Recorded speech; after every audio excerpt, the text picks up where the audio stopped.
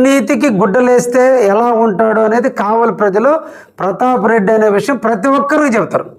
నెల్లూరు జిల్లాలో అవినీతి పరుడు అనేది పేరు వచ్చిన ఏకైక వ్యక్తి ప్రతాప్ కుమార్ రెడ్డి. నేను అంటంలే, ఇది జిల్లా కోడి కూసినటువంటి సబ్జెక్టు.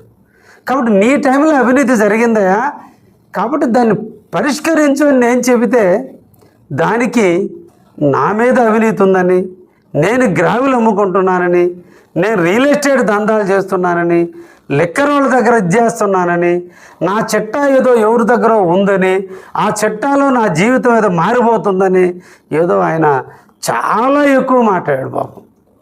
పాపం ఆ మాట్లాడించడానికి ఎంతమంది జాకిలు పెట్టి లేపారో నాకు తెలియదు, కానీ మొత్తం మీద ఆయన ఊగిపోయాడు.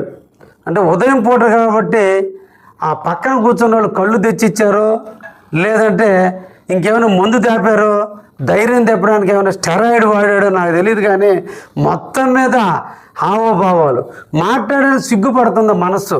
అందుకు నోటి అడ్డం పెట్టుకొని మాట్లాడతాడు, ఆ శూన్యం సాయి చూసి మాట్లాడతాడు. ఆ వేషాలు ఏందో నాకు అర్థం కాలే, ఆయన పరిస్థితి ఏందో. అంటే హృదయపూర్వకంగా మాట్లాడలేనటువంటి వ్యక్తి, తప్పులు చేసినటువంటి వ్యక్తి మాట్లాడే హావభావాలన్నీ నిన్న ప్రతాప్ కుమార్ రెడ్డి దగ్గర నేను చాలా చూసా.